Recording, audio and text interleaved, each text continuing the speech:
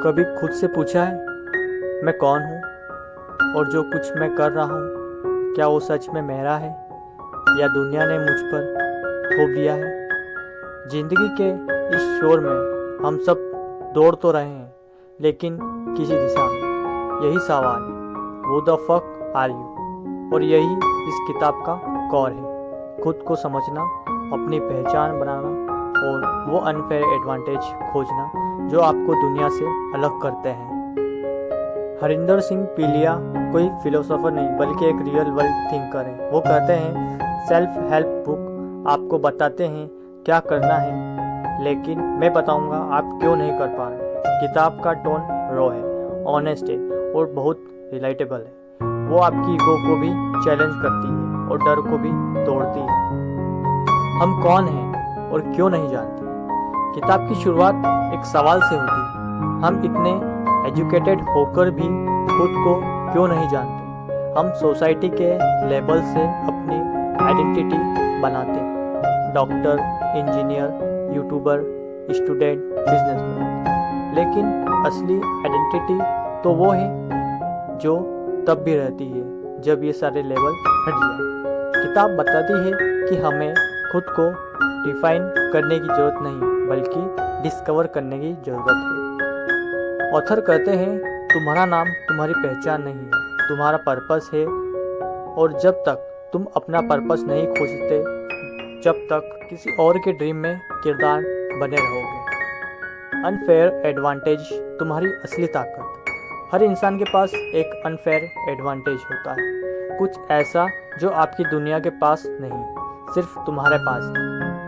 कभी वो तुम्हारा सोचने का तरीका होता है, कभी कोई खास हैबिट और कभी तुम्हारा दर्द। हाँ, दर्द भी एडवांटेज बन सकता है क्योंकि वही तुम्हें ड्राइव देता है कुछ बड़ा करने का। किताब सिखाती है कि अगर तुमने अपनी यूनिक पावर को पहचान लिया तो दुनिया तुम्हें इग्नोर नहीं कर पाएगी।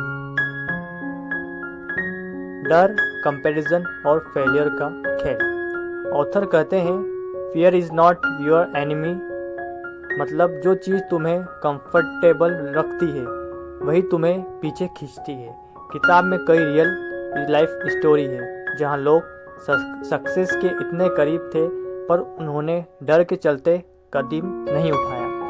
वो बताते हैं कि कंपैरिजन जहर की तरह है, जब तुम दूसरों को देखकर खुद को जज करते हो तब तुम खुद ही ओरिजिनलिटी को मार देते हो। Mindset reset.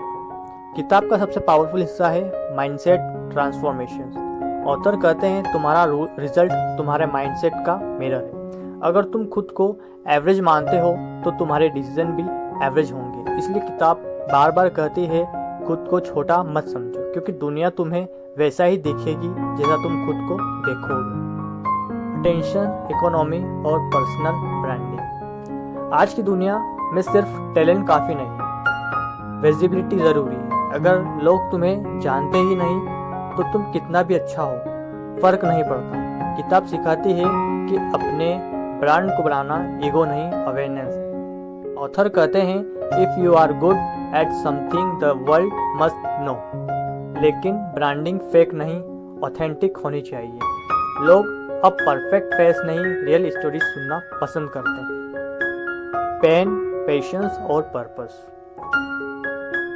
तीनों पी का किताब ब्यूटीफुल जोड़ती है।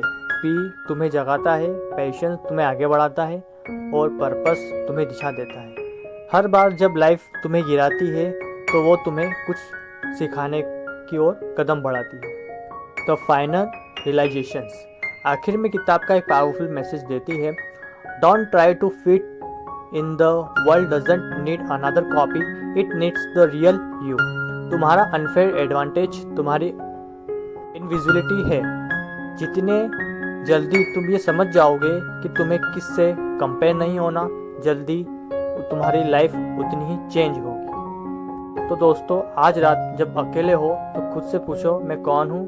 मैं वो इंसान हूँ जो डरकर जी रहा या फिर वही इंसान जो डट के चुनौतियों का मुकाबला करता हूँ। अगर ये किताब एक बात सिखाती है तो वो ये है कभी मत भूलो दुनिया तुम्हें तब तक याद रखेगी जब तक तुम असली रूप में जियोगे।